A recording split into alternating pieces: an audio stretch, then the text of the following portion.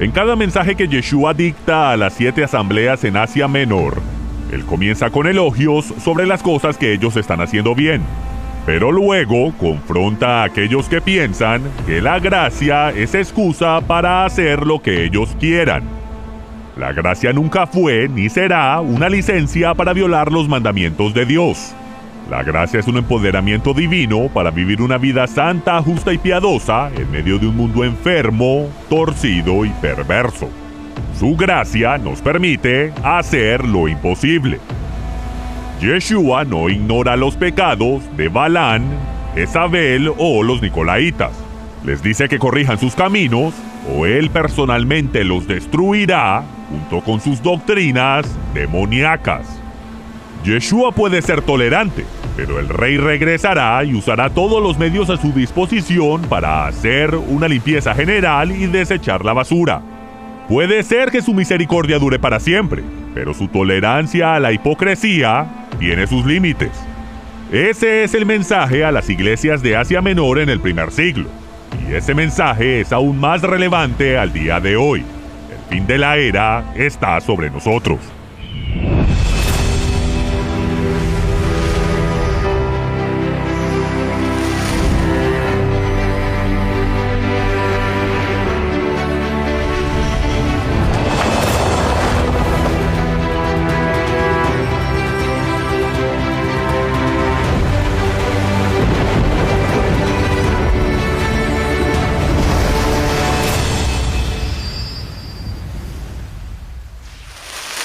En cada carta que Yeshua dicta a las 7 asambleas en Asia Menor, él establece su posición y autoridad y la realidad de que él está en medio de ellas y entiende todo lo que está sucediendo en sus congregaciones. La segunda sección de Apocalipsis, las cartas de Yeshua a las 7 asambleas, yo la asemejo al libro de Jueces. A través de Jueces y los libros de los reyes, los enemigos de Israel fueron usados para llevar al pueblo de vuelta a la obediencia a la Torá, las instrucciones del Todopoderoso. Cada vez que abandonaban el pacto, caían en esclavitud. Un juez era ordenado para llamar al pueblo al arrepentimiento y luego ese mismo juez era facultado sobrenaturalmente para liberarlo.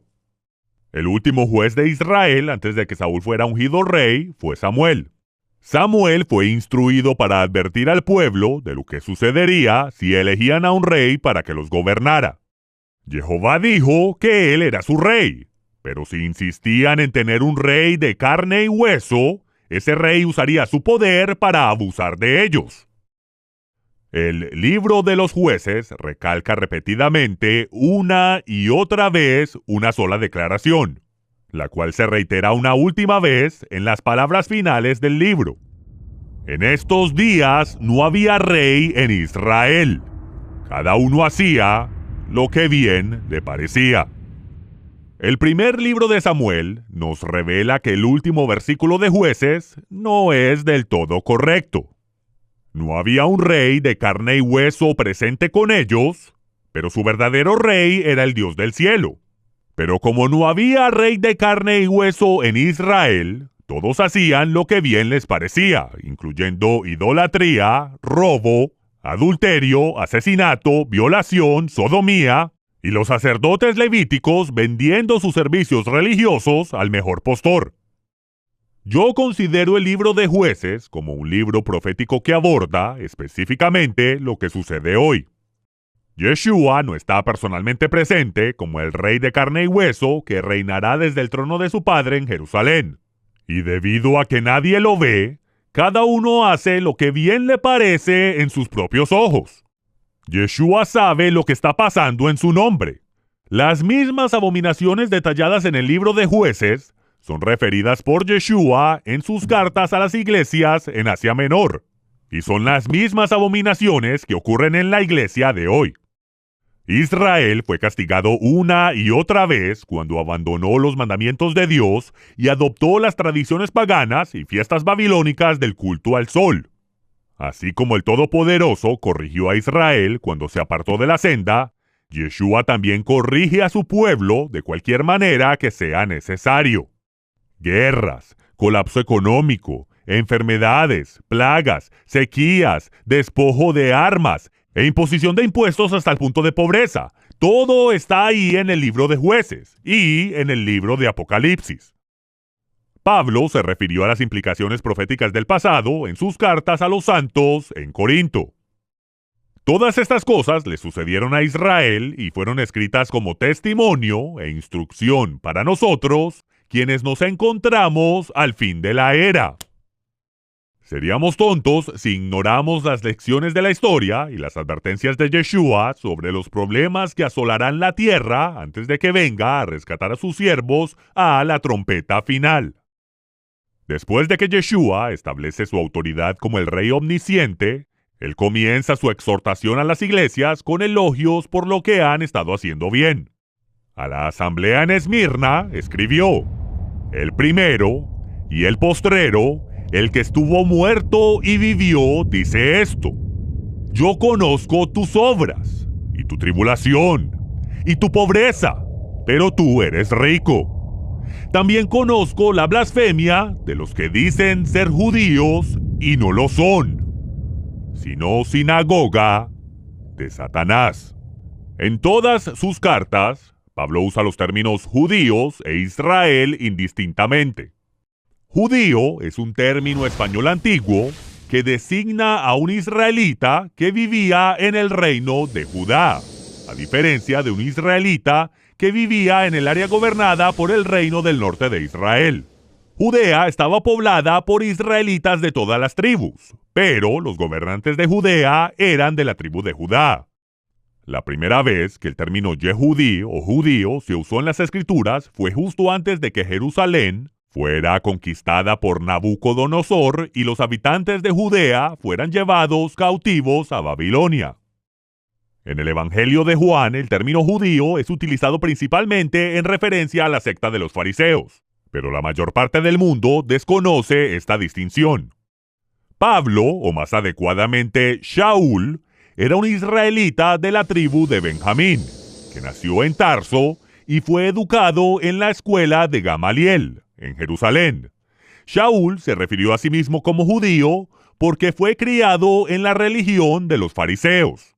Hoy, judío es el término que define a uno que acepta una de las muchas variaciones de la religión de los fariseos. Aquellos que abandonan el judaísmo o el fariseísmo no son considerados judíos por la vanguardia de su religión, independientemente de su linaje.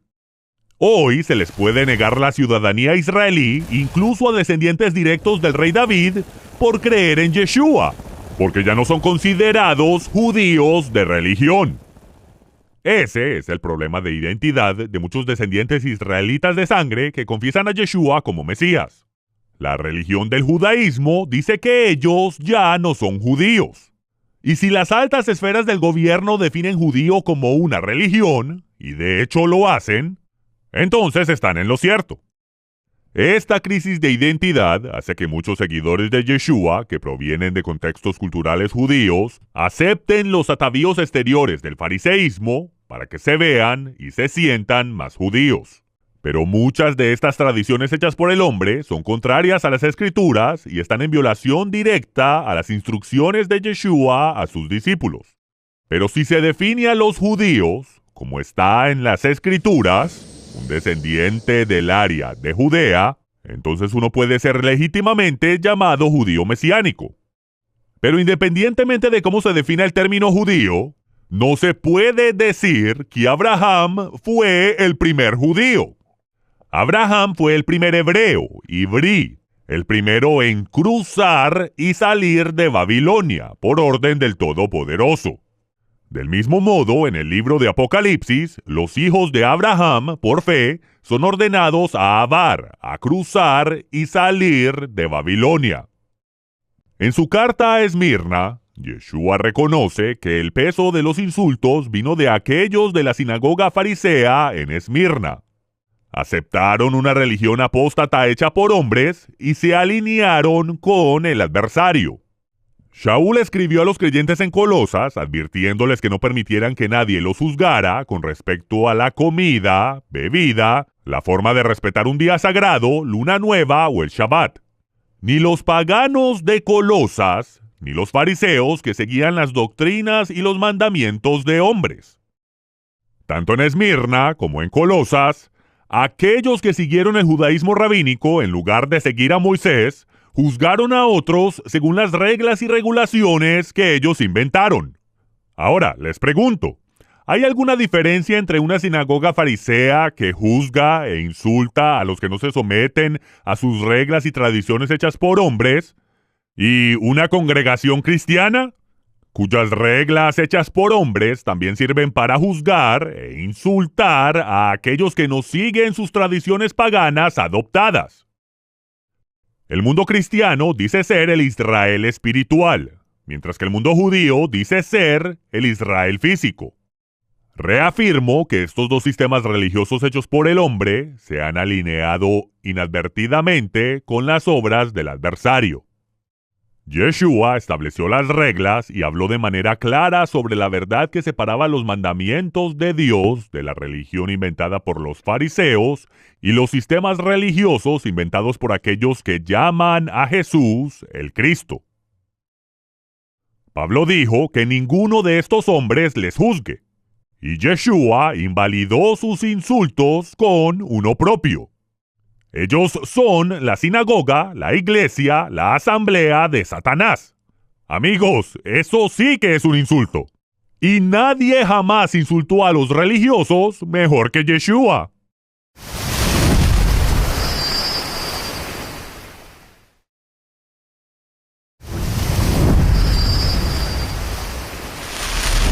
Yeshua está hablando a verdaderos hombres y mujeres de Dios en la asamblea de Esmirna. No tiene que mimarlos. Comenzó diciendo que Él es el que una vez estuvo muerto, pero que está vivo para siempre. La resurrección es la esperanza de los santos, la esperanza de escuchar: buen trabajo, bien hecho, mi siervo fiel. No temáis nada de lo que habéis de padecer. He aquí, el diablo echará a algunos de vosotros en la cárcel para que seáis probados, y tendréis tribulación por 10 días. Pero sed fieles hasta la muerte, y yo os daré una corona de vida. Yeshua le dijo a sus discípulos que si querían tesoros eternos en el mundo venidero, debían tomar su cruz y ponerse en fila detrás de él. Él dijo: el mundo me odia y me va a matar. El mundo los odiará y también los matará, pero tengan confianza. Yo venceré y gobernaré este mundo. Este no es el llamado tradicional al altar que se escucha en las reuniones de cruzadas evangelísticas. Es algo más bien así. Con sus cabezas inclinadas y sus ojos cerrados sin que nadie mire alrededor, si quiere ir al cielo cuando muera, solo quiero que levante su mano desde su asiento. No queremos avergonzarlo, pero si levanta la mano le pido que dé un paso adelante y me permita orar por usted para pedirle a Jesús que entre en su corazón. ¿Qué tal si usamos un nuevo llamado al altar, como el que Yeshua usó en Esmirna, por ejemplo? Levante la mano si entiende que será insultado, que va a sufrir, que lo más seguro terminará hambriento y sin hogar a causa mía. Pasará un tiempo en prisión, sin motivo alguno, será probado en el fuego de la aflicción y su vida terminará antes de que vea el fruto de su trabajo.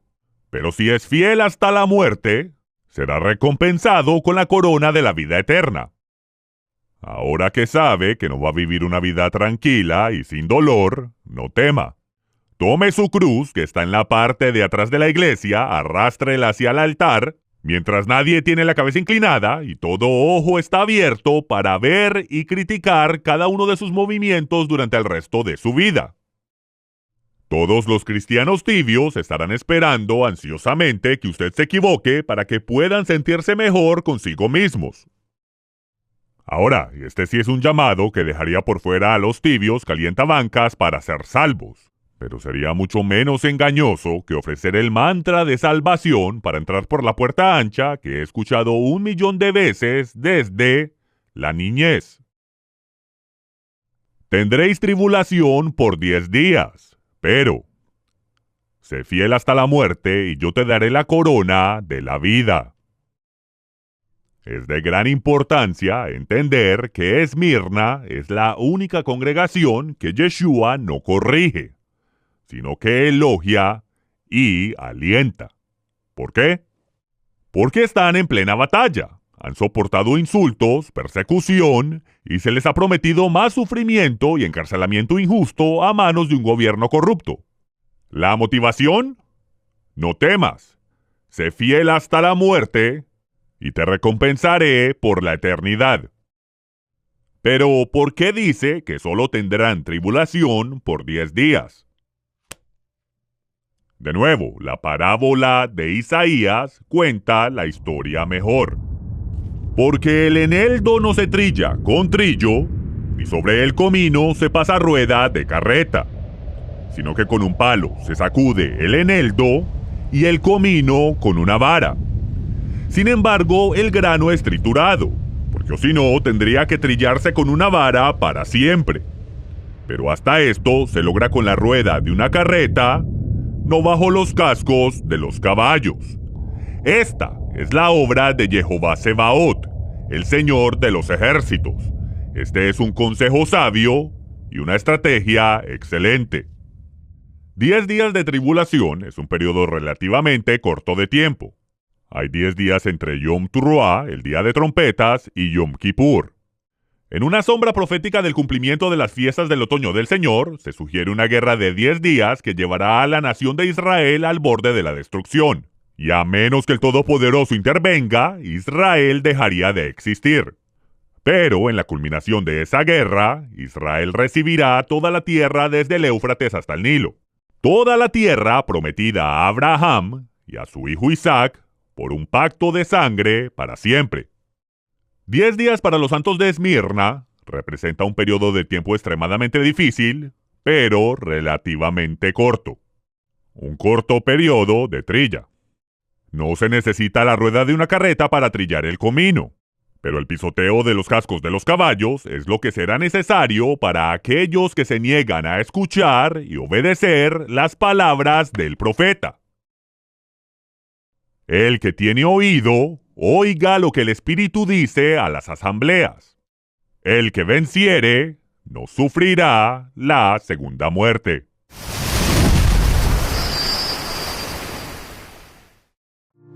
Shalom, estimados hermanos. Soy Michael Root y es un honor poder llegar a sus hogares a través de este medio para compartir las buenas nuevas del Evangelio.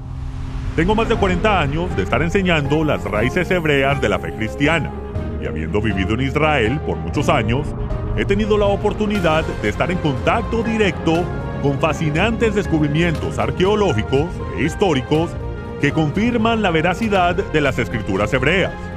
Acompáñeme y camine por las calles de Israel donde anduvieron los profetas hebreos de la antigüedad, e incluso el mismo Jesús, Yeshua el Mesías.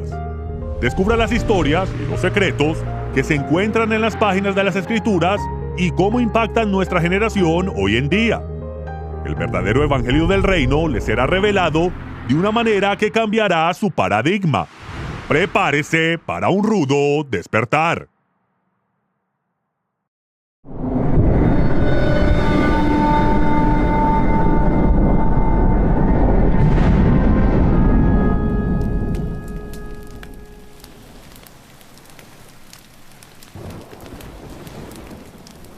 A Pérgamo.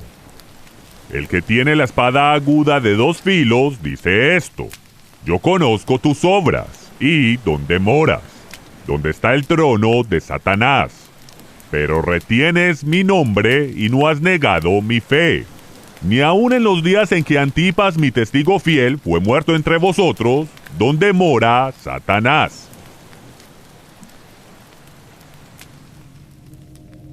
El trono de Satanás no es un asiento o una silla. Es un edificio que se construyó en el templo de Zeus, donde siervos de Yeshua fueron torturados y asesinados. Zeus era la versión griega del dios sol babilónico Tamuz. Tamuz, la reencarnación de Nimrod y todos sus semejantes posteriores a la Torre de Babel, Mitra, Ra, Zeus y Júpiter, nacieron en el momento del solsticio del invierno, en el antiguo calendario, el 25 de diciembre. A medida que la adoración babilónica al dios Sol se extendió por todo el mundo después de la confusión de las lenguas, las costumbres lentamente cambiaron a través de los siglos. Pero la adoración al sol original de Nimrod tenía puntos en común que aún se observan en todas las culturas y religiones de la Tierra. Estas celebraciones paganas son referidas como abominaciones en las escrituras hebreas. Toeva y Sheketz son una violación directa al primer mandamiento exclamado desde el monte Sinaí. No tendrás otros dioses al Panaí delante de mí. Se nos ordenó ni siquiera pronunciar los nombres de otros dioses ni imitar la manera en que los paganos adoraban a sus dioses falsos, practicando las mismas tradiciones para honrar al Dios del cielo. Él dijo que eso es una abominación, que es repugnante, detestable, pútrido y vil. Todo, desde sacrificar bebés y sumergir los huevos de Pascua en la sangre de esos bebés muertos. ¿Qué tal la adoración de Samhain, el dios de la muerte, el 31 de octubre? Y no olvidemos la misa y el sacrificio de niños el 25 de diciembre. Estas son las abominaciones que los hijos perversos de Canaán practicaron, lo cual provocó que fueran expulsados de la tierra. Estas son las mismas prácticas que causaron la ira del Todopoderoso sobre Israel, tal como se registra en el libro de Jueces. Del mismo modo, los santos en Pérgamo no salieron ilesos de su torcida cultura pagana. Yeshua dijo: pero tengo unas pocas cosas contra ti, que tienes ahí a los que retienen la doctrina de Balán, que enseñaba a Balac a poner tropiezo ante los hijos de Israel, a comer de cosas sacrificadas a los ídolos y a cometer fornicación. ¿Cuál es la doctrina de Balán? Balán fue un profeta que fue contratado por el rey moabita Balac para maldecir a Israel a fin de que pudieran ser derrotados y no heredasen la tierra prometida a los hijos de Abraham, Isaac y Jacob. Sin una maldición, no había manera de que pudieran ser derrotados. Balac sabía acerca de la destrucción de Egipto y el cruce milagroso del Mar Rojo sobre tierra seca. Era bien sabido que toda nación que luchaba contra Israel era aniquilada. No podían detenerlos. Balán quería la recompensa lucrativa ofrecida por el rey Balac, por lo que desobedeció las instrucciones del Altísimo y casi fue asesinado por un ángel en la ruta a las 3 reuniones de la Cumbre de Naciones Unidas, donde se suponía que maldecería a Israel. En lugar de maldecir, Balán bendijo a Israel y dijo en su bendición que el Todopoderoso no vio ninguna transgresión en Israel. Esa revelación le dio a Balán la idea de cómo podría obtener el dinero del rey Balac. Balán le enseñó a Balac cómo inducir a Israel a pecar, con lo que quitó la bendición y la protección sobre ellos. La Torá advierte que todos los que están fuera de los mandamientos están fuera de la cobertura protectora de la Torá y están bajo una maldición. Pablo le cita esa misma maldición a los santos en Galacia. Todos los que están fuera de la ley están bajo maldición, tal como está escrito en la Torá. Así como Pablo, Balán también entendió que mientras Israel estuviera dentro de la cerca protectora de los mandamientos de la Torá, ninguna maldición podría caer sobre ellos.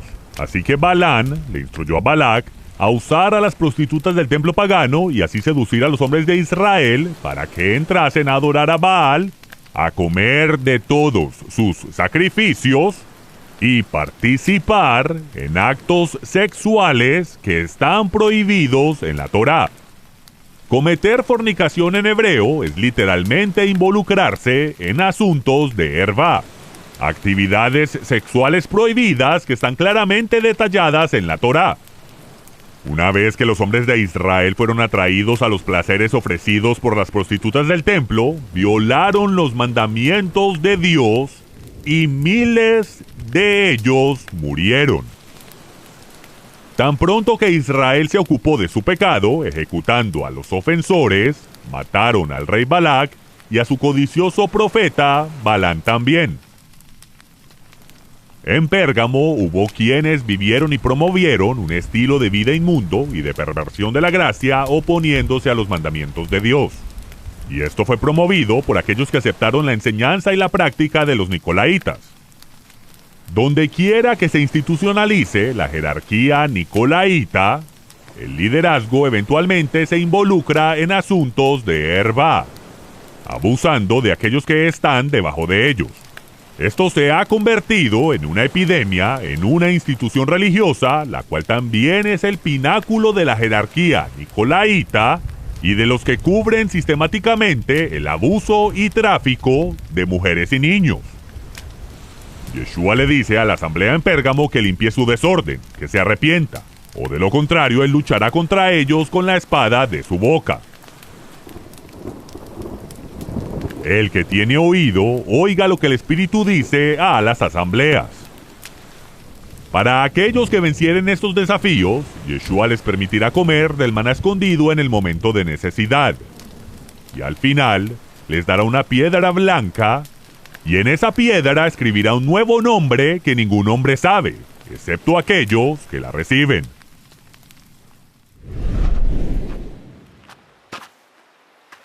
Es en esta sombría y desolada isla de Patmos que Juan recibió la revelación de Yeshua como el Mesías, el juez todopoderoso que regirá la tierra con absoluto poder y autoridad. Aunque los gobernantes de este mundo conspiren contra Jehová y contra el Mesías, el Todopoderoso se burlará de ellos a medida que sus planes de dominio global son incinerados frente a sus propios ojos. Aquellos que han doblado su rodilla ante Satanás, por su parte del nuevo orden mundial, verán sus esperanzas despedazadas sobre la roca, mientras Yeshua destruye a aquellos que intentan aniquilar a Israel e intentan anular el pacto eterno que Dios hizo con su pueblo. Así es, toda la tierra, desde el Éufrates hasta el Nilo, pertenece a los hijos de Israel, y toda nación que se levante en contra de ese pacto se encontrará en el campo de batalla contra el Todopoderoso. Soy Michael Root, deseándoles shalom, paz. Nos vemos en el mar de vidrio mezclado con fuego cuando se despeje el humo.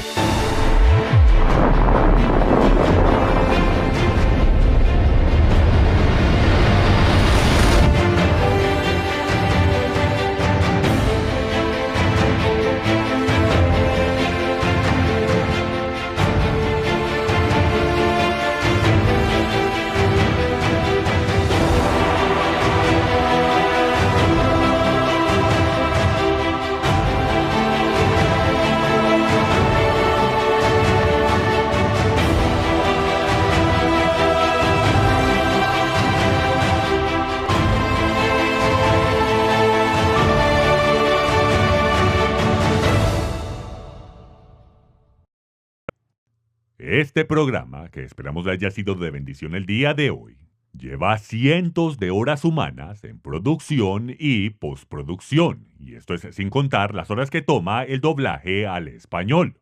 Esto solo es posible por personas como usted que apoyan a este ministerio. Nosotros hacemos nuestro trabajo de llevar esto gratuitamente al mundo.